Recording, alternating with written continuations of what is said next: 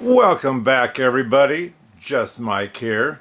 Anyway, today we're going to work on a grandfather movement, and this one here I bought at GW, and I needed a movement in one of my grandfather clocks because it didn't have one, or I should say it had one, but I kind of donated it to a guy that was just cherishing his clock, but he kind of destroyed his movement.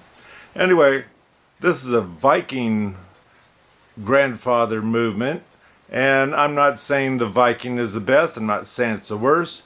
It's a movement that should work in my clock. I don't know what's wrong with this movement. I do know I tried to get it to chime. That does have Westminster, and it will chime as long as I run my finger on the inner gear, but pulling on the chain, it doesn't do anything. And so let me show you this movement. So this is what I have. I don't know the history or anything about this. There's a good chance that either the case got busted up and they just sold the movement with no weights, which I do have extra weights I found at the GW store. I should say my brother Bob did, and he bought them for me, and hopefully they'll work with this clock here. You can tell it's dirty, it needs cleaned or whatever. This is just the way they shipped it to me. This is showing the back side of the movement. It's got its hammers here, and which I don't know why, unless they did that for shipping. Now it should be able to gong if it had the rods coming through. And I also pulled this one back already. It has 1, 2, 3, 4, 5, 6, 7, 8 hammers, and so my guess is this is going to really sound nice with that many hammers. I just need to make sure I have a rod set that will work with that many hammers. So the first thing I'm going to do is I'm going to remove these chains. I'm going to remove the hands on the other side, obviously. And we have two, what I call thumb screws down here. It feels like the one side, there we go, was screwed down pretty good with a screwdriver. Anyway, let me get this removed from here and we'll go from there. I already had to use the pliers on the nut to get that loose, which is kind of normal because you don't want it falling off on you.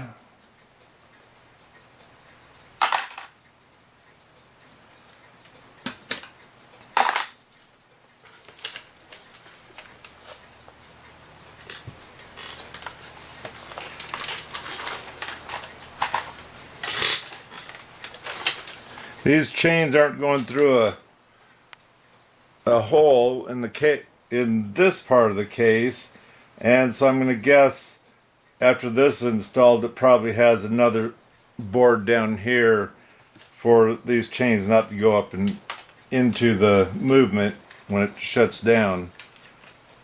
These here just simply hold the movement in place. And by the way, this one hammer was bent clear down here. It could have happened when they sent it to Goodwill, I don't know, but the spring is also off there too, which is no big deal.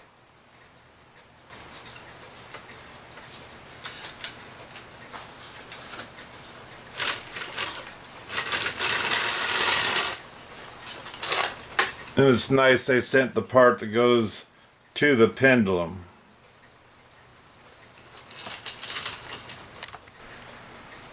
I tried to pull the chain to see whether this would tick, and it kind of tries to tick, but it probably hasn't ran for quite a while.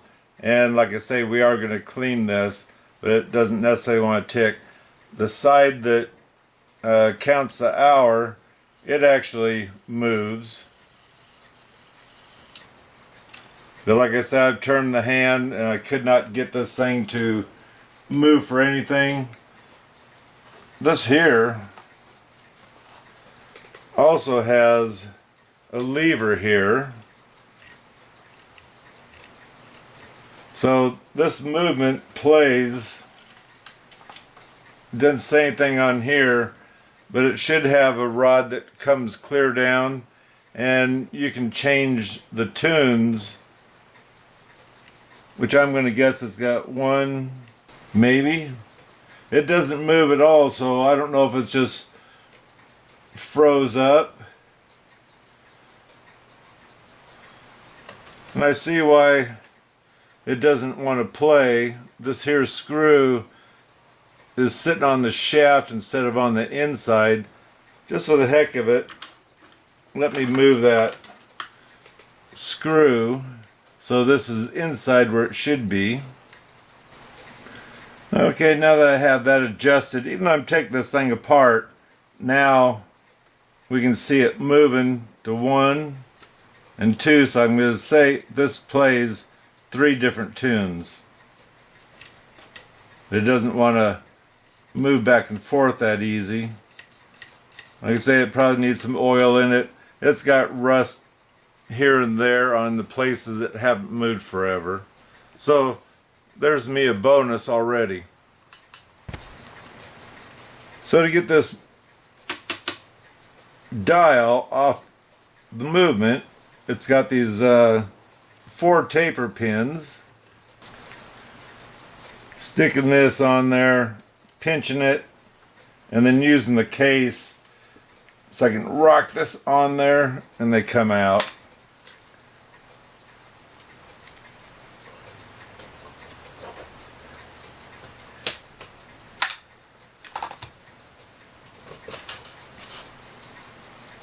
So now's the time to get your pictures taken to make sure you get every piece of this back where it's supposed to.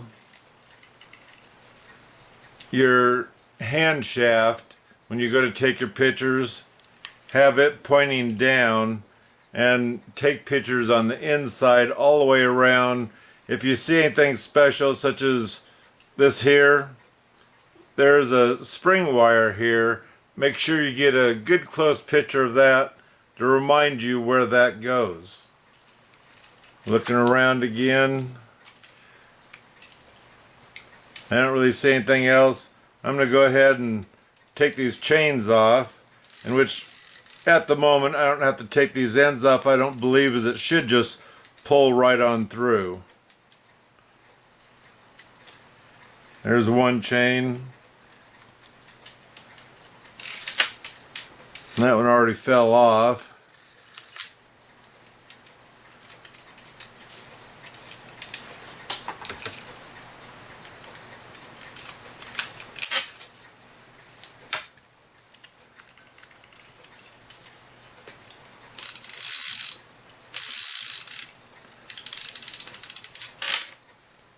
Now we're free of the chains. Now I can get my pictures taken. So this nut here doesn't match. I don't know if I can get that off or not. I don't have a socket that fits that one. I think that one there a better oil because this clock almost looks like it's been in water or something. Yeah, look down here, the corrosion on the bottom. I'd almost say this got damp somehow or another.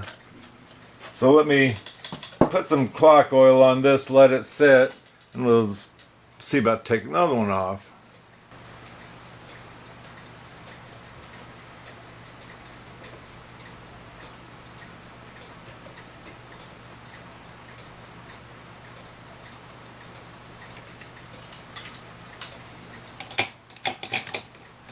Normally on clock hands, on cuckoo clocks, I'll count to 5, and if it's not loose, I already know more than likely I need to heat it with the end of a glue gun.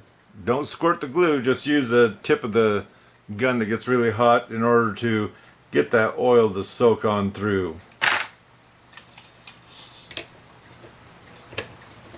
And that one don't fits these though, so maybe they are the proper ones. I got those 2 nuts off. that rusty looking one was the worst. And I should be able to pull this.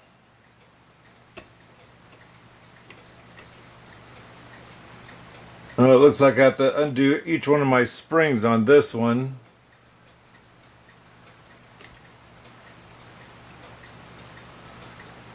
They just have a little hook.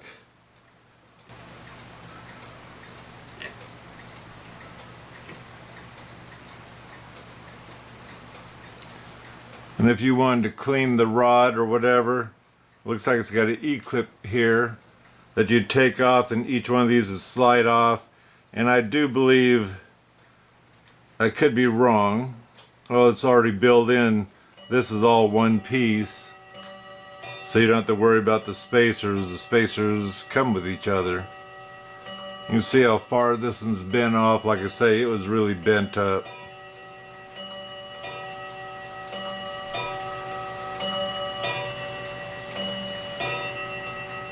It's still bent up, but better than what it was.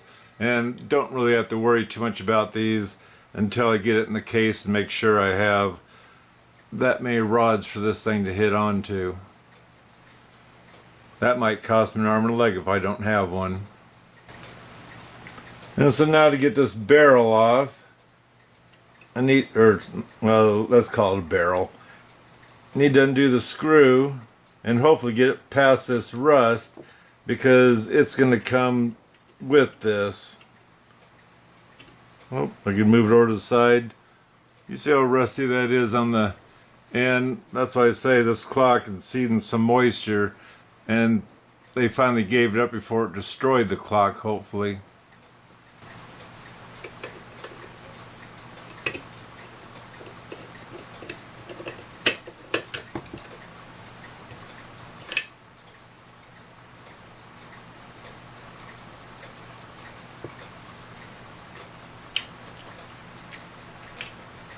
Here, all you have to do is take the screw out, and that's also how you can adjust to get your sink back in of the Westminster or whatever, is kind of leaving this loose and turning it as slow as you can while it's playing to see whether you have it back on track.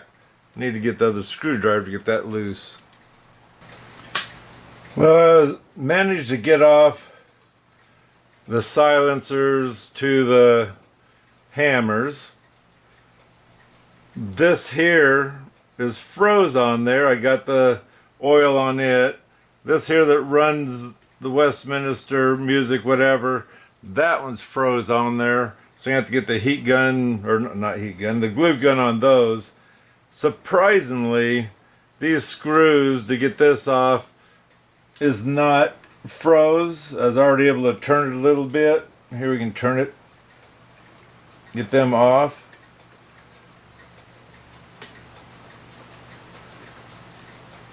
I was almost afraid I have to clean this movement all still together because I couldn't get it apart.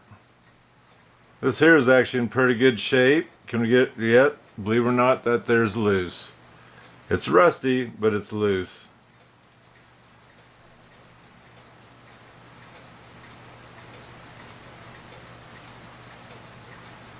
And that looks like it's in real good shape compared to the last one I worked on. Protect that a little bit. So anyway, now we can get this out.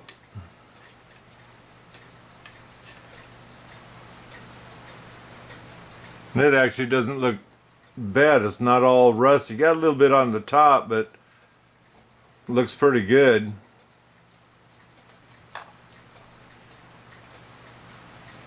Let's change these fancy dancy feet over to the other side. Let's take this apart. So hopefully you got your pictures taken if you're going to take one of these apart. First thing I'm going to do right now is disconnect that spring.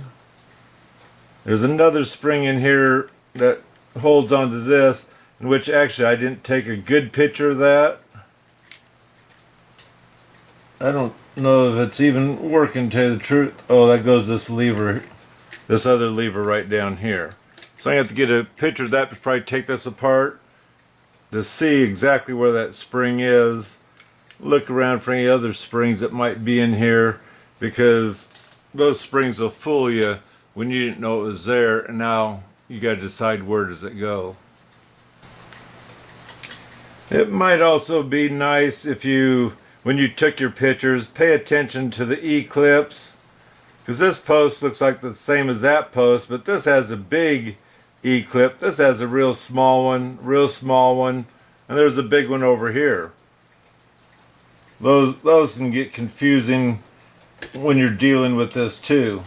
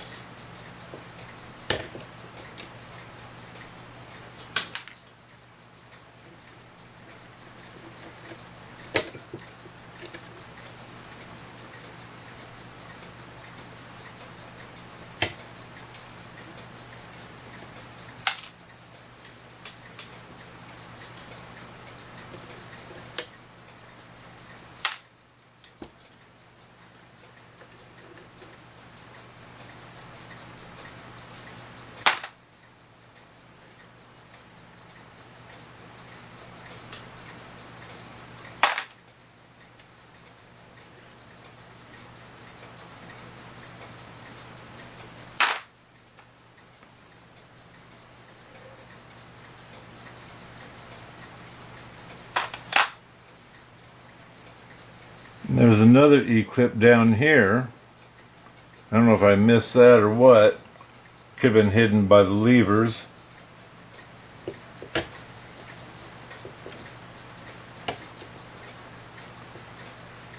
Trying to catch into the small hole to be able to drag it off of there.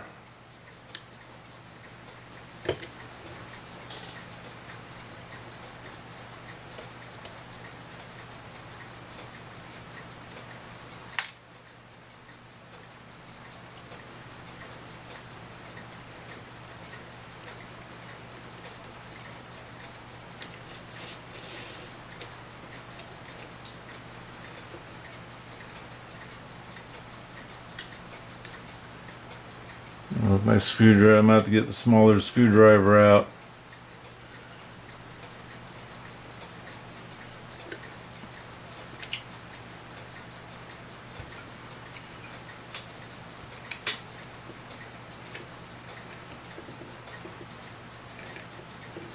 This here shifter lever that adjusts the music of whatever it's going to play.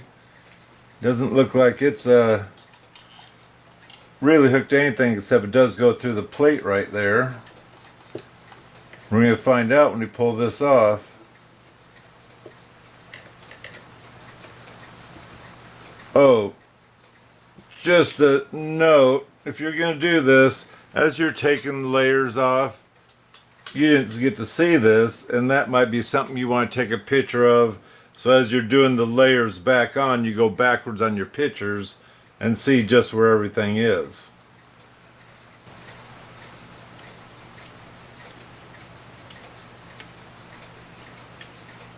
So our screw is out.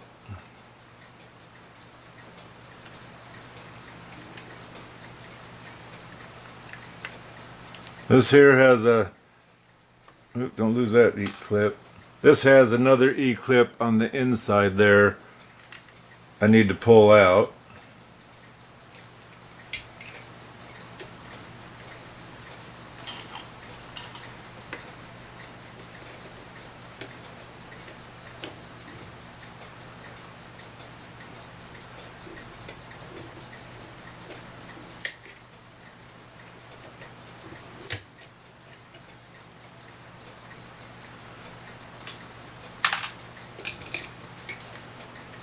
And there, we got it off. Back to taking the layers off. These here won't come off. because it has a screw down here that holds the lever in. So let me get that out, and then we might have to take another picture, I'm not sure.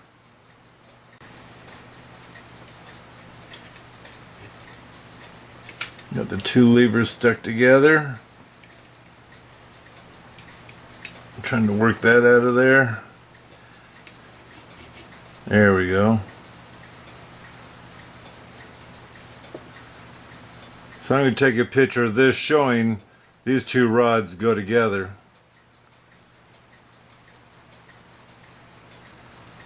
Just in case that one wants it. Oh, yep. It just comes right off because the E-clip's off.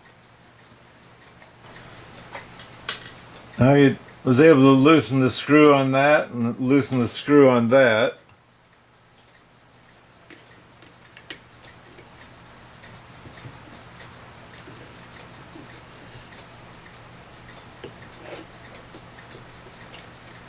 Went through my mind, but then my mind went wandering.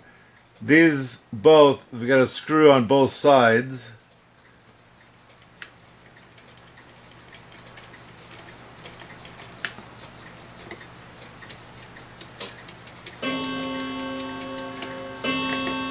They're starting to move. That one came up. That one's not. Let me loosen them just a little bit more. It wiggles back and forth. It just doesn't want to come up.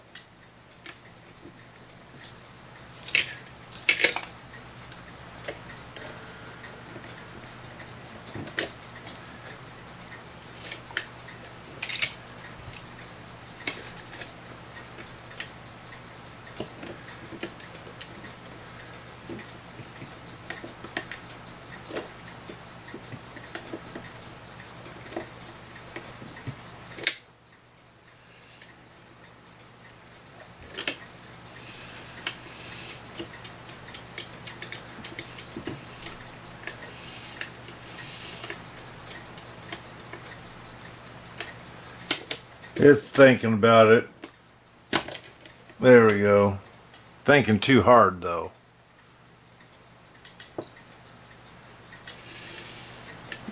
Like I say, this one started coming off.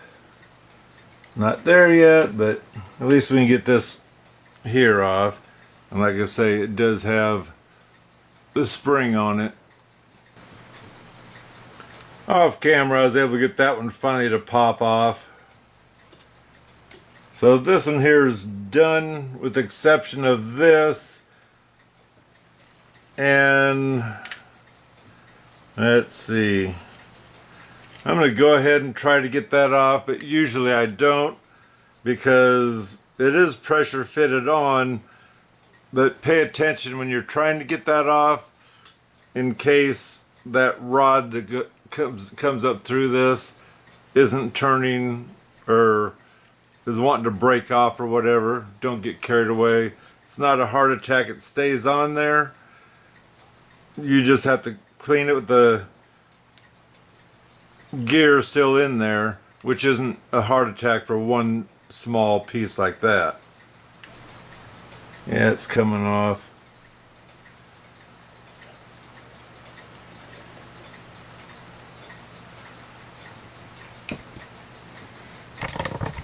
Oops, didn't show you. I was able to slide this under, then squeeze this a little bit. You're not trying to cut the rod off, you're just trying to pressure this up, and it actually started working.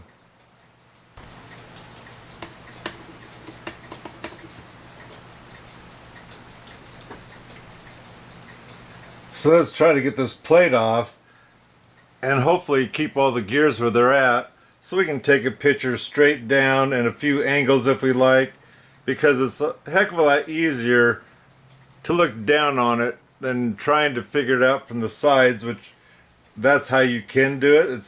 You can do that. I'm not going to say just as easy, but you can do that. Oh, by the way, I got 4 nuts off, and I happen to notice they have a nut over on this side that holds it together. Just remembered that. Meant to take that one off first. So now we should get the plate apart.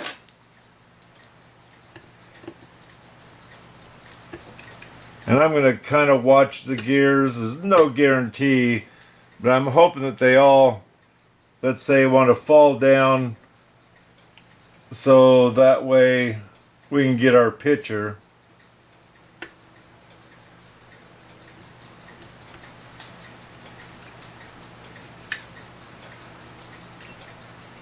Quick look in here. Yeah, they're all coming loose on that side.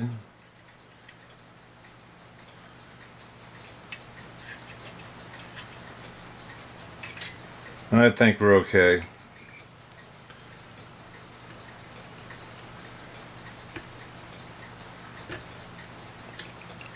That one doesn't want to come out the winder. You say this has got what I consider rust in here because of the moisture of what this thing was in. Considering I don't think the plates actually look that bad. I mean, I've seen plenty worse. This isn't super tarnished or anything else. So the plates, I'm not going to leave in the cleaner very long because this does have a lacquer finish on it. It's because it's newer. And also you can see that this is a darker brass color. If you want to strip all that off of there, you just leave it in the movement cleaner longer, and that varnish will all strip off of here. And then you can take a polish and polish this so it's a nice shiny brass color instead of the color it is right now. But that's if you want to get into this, making it even shinier if you think you're going to see it. Especially on my clock, there's no windows or anything else. They don't always have windows on the side. They might have fabric to let the sound out more, maybe. But like I say, it's not important to me. We just want to get this thing clean. And so let me get a picture, several pictures of what I'm looking at right here. So what I normally do when it comes to a movement that has the gong, the Westminster, and the time, a lot of these gears start looking exactly alike. And so what I like to do, they call them trains. This here would operate one train, this one here would be the time train, and this one here would be, I guess it's the gong, counting the hour train. Anyway, so what we're going to do is follow these through, put them in a separate basket so I can clean them that way. So this one here is stuck, of course. Like I said, that we had that one stuck in there. It winds up all right. And it comes over to here. See that fat gear? That's a good hint. That's one that goes to your, it's not a spring, it'd be the winder.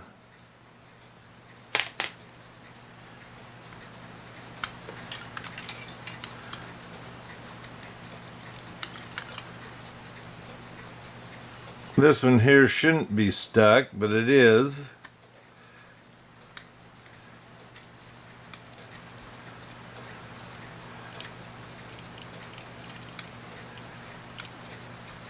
There we go. This is for sure something that you're gonna, well, you want to, obviously you're gonna be cleaning the shaft here, but it's something that you want to make sure run toothpicks through each one of your holes here to get out any gunk, any, in this case, any rust or whatever.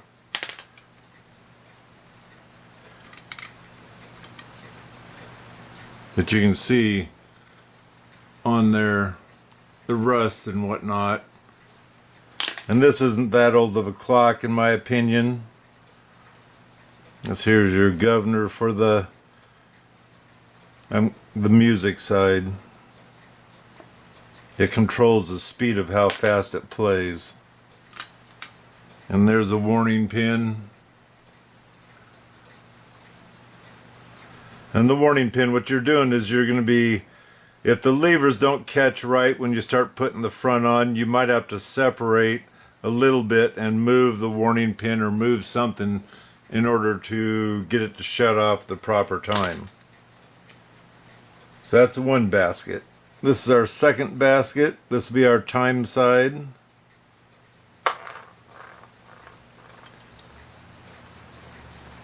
This one I don't think is going to come out because it still has the gear on it.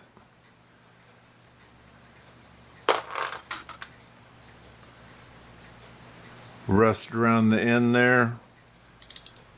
Has a good clicker to it. So that's two baskets. And they hardly have any gears in there. But it's the idea of who looks the same here. Like I said before. So we get our last basket out. This one's the one that looks like it's got the most on it. So there's the rusty end on there.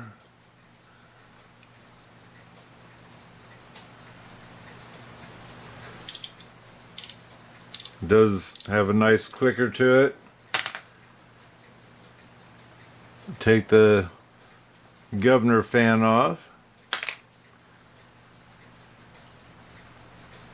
Warning pin.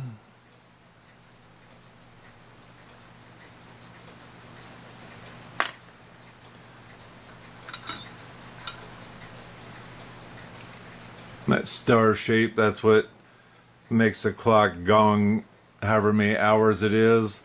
There's a chance you might have to adjust this too to make sure you get the full count on your strike. We'll see, I'll put it that way.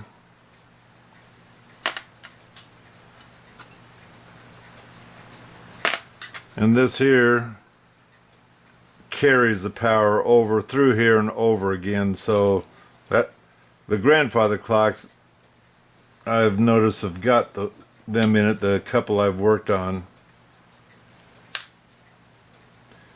And actually I don't want that E-clip in there.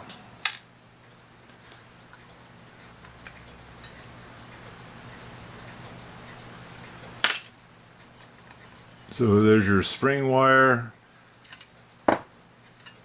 That would go to, excuse me, the hammers, I do believe.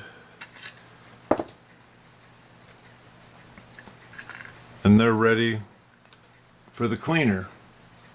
Like I said, I'm not worried about this. There's a good chance you might be able to get that off, but I'm not going to risk it just in case. Because there's some things that isn't important to get off.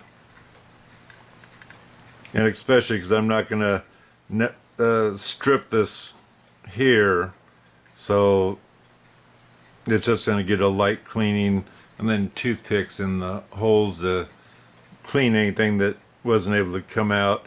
It don't matter how long you soak this, you still need to use toothpicks, because even with the ultrasonic cleaner, that doesn't mean it's going to come sparkling clean in there. So I was wanting to show on this plate, it is a little bit less than 10 minutes I had this in the cleaner, and there's some people that think that these don't necessarily have a lacquer finish, it's just a patina or whatever. This here, I don't know if you can see this or not, but that there's loose lacquer thinner, that's loose lacquer, and you don't necessarily, well, you don't want to leave that on there. I wasn't wanting to clean all that off of there, so as long as I don't have loose pieces, and there's a good chance that there's no such thing as once it starts it's going to stop. There's a chance this thing might not stop peeling. But I'll be looking at this, and if need be, I'll give it a quick polish, I guess we'll call it, to help seal in what hasn't come undone. If this is for, let's say, a customer, you'd want to go ahead and clean that off and make this thing as shiny as possible for them. But like I say, you can see where it's come off totally, and then all this is still on. And at the moment it looks like it's stopped flaking, so I'm cleaning the gears right now, and so we'll see what this looks like after they're done cleaning, and there's a chance I might clean this. This here says 96 centimeters, and so I do believe that would be the pendulum length. My guess says 65.00. I don't know which is what or whatever, but normally you'd measure from the center of your shaft all the way down to the bottom of the tip of the pendulum, and I do believe it should be 96 centimeters, and you have to figure that out into inches. So this shows you 94 centimeters equals 37 point yada yada yada, so 37 inches, and if you need to do a half or whatever, it depends on how long your extra pendulum is and whether you have enough adjustment to speed it up or slow it down.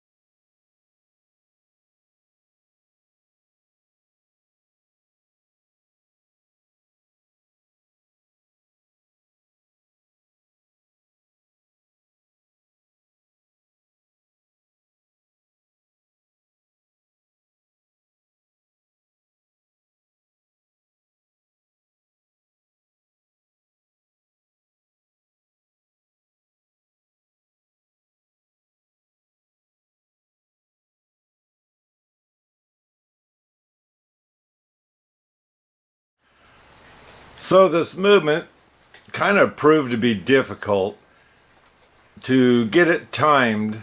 The main thing was I did buy this off of GW. You don't know where this clock came from or anything, and so you got to try to figure it out. Now, I tried to run this thing before I even started working on it, but it just pretty much wouldn't move, and in cleaning it, we found out there's a lot of rust. So the moisture got into this clock, and whether, let's say, a clocksmith had it and couldn't figure it out, or things got moved in shipping or what, I don't know. But let me show you some of the problems I had.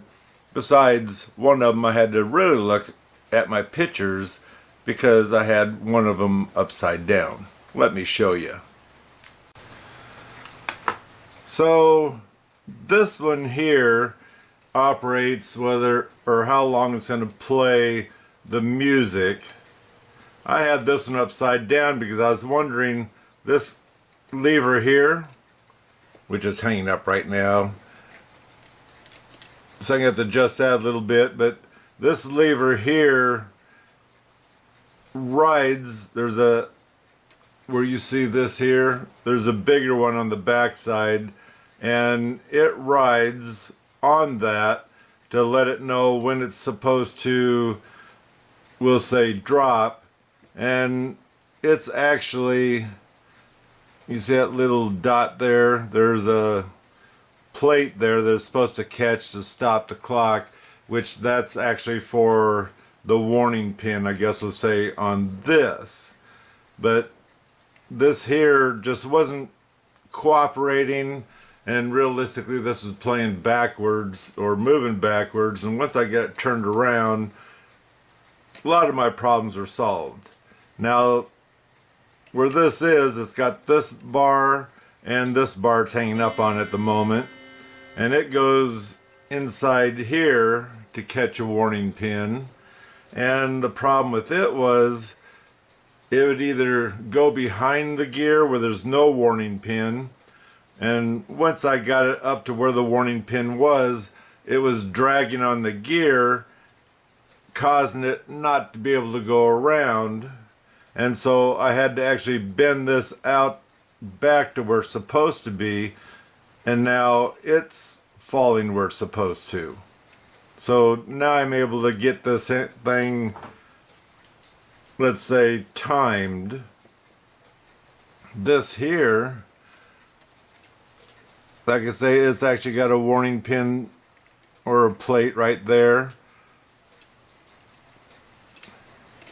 It actually, on this back gear, it's got a place to catch it, to stop it when it's supposed to stop, not counting just the warning pin that it catches here. And like I say, this one here, when the clock gets ready to strike, that's what this one does, is hold that until it's time to strike. It almost sounds French, and it probably is the way I'm explaining it, but like I say, this is really difficult to figure out because it's easier to work on cuckoo clocks.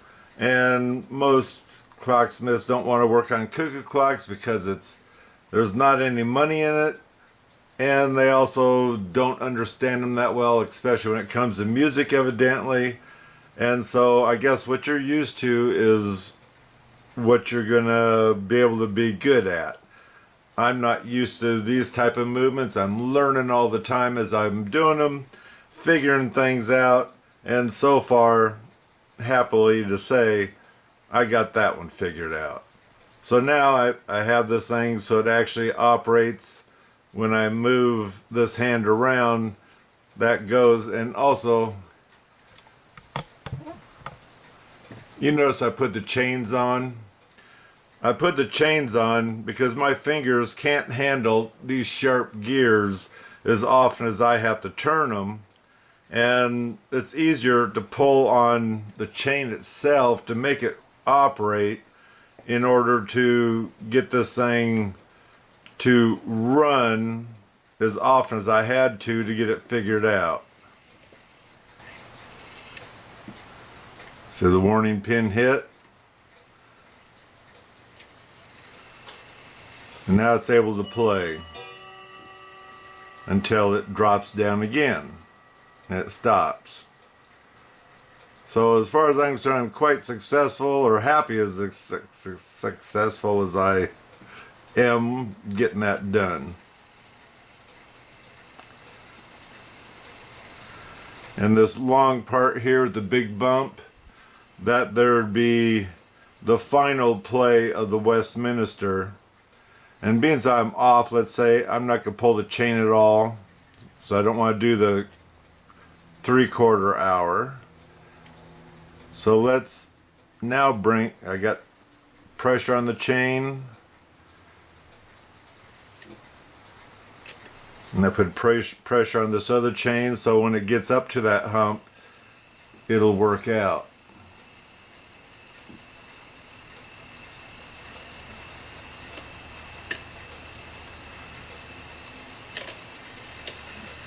And now we're counting the hour.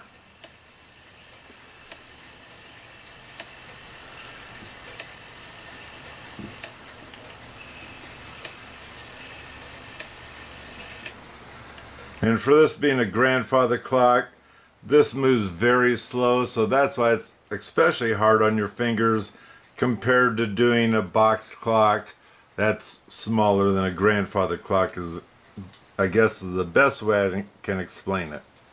So anyway, I need to do some adjustment on this little lever here in order to make it fall so it quits catching on the back lever.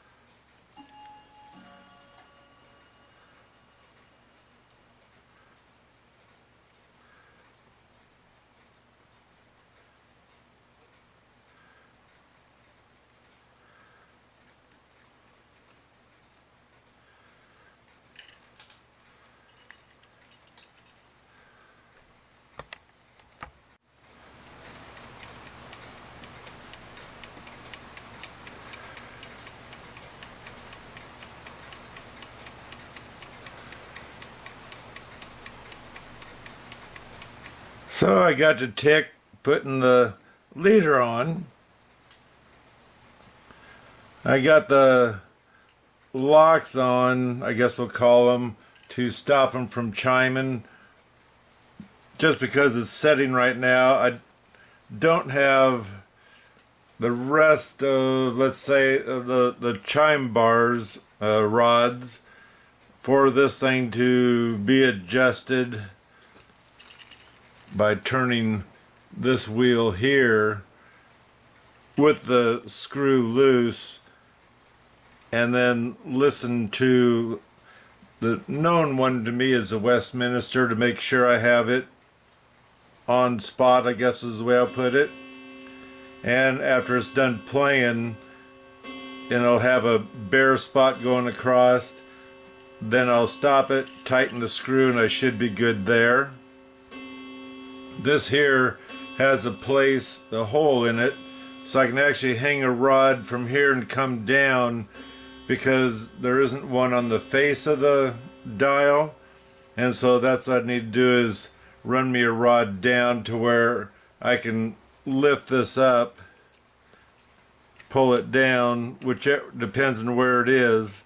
And this looks like it's getting stuck. It's getting stuck because it's hitting the teeth on there. And that's normal for any of the clocks there. But to actually put it into a different chime, normally you don't want to do it when the chime is running. I don't think it's going to kill it, but I'd just soon move it when it's done playing. And if this gets stuck like that there, this here, don't know what you do about that unless you waited for it to start playing and then adjust this. But this here moves freely. It's just that it does get stuck on this gear here. It don't make any sense because they're chimed in together. But I'll put up with that.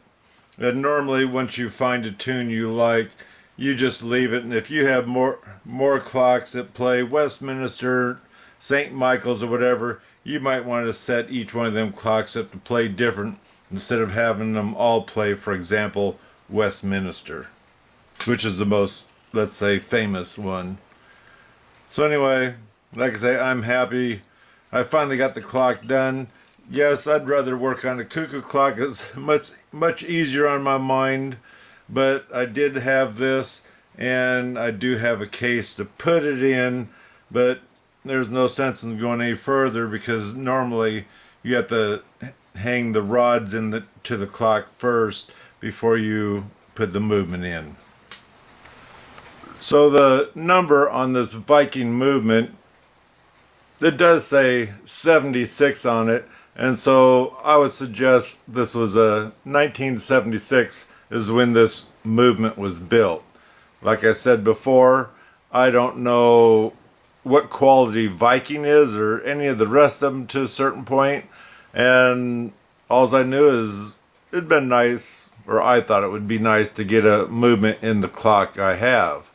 This grandfather clock I have, they hung a different movement in that's meant to just hang on the wall, and someone put a screw in there and hung it inside their clock. Who knows what happened to the movement in that clock.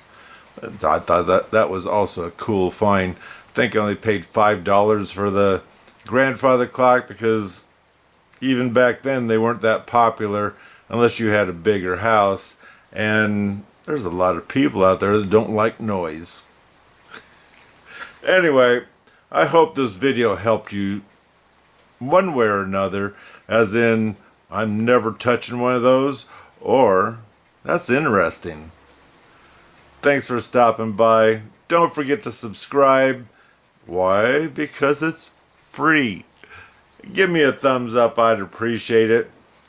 Whether you liked it or if you didn't like it, this is fine too. They both count the same to me and to YouTube. Anyway, you guys have a beautiful day, and God bless.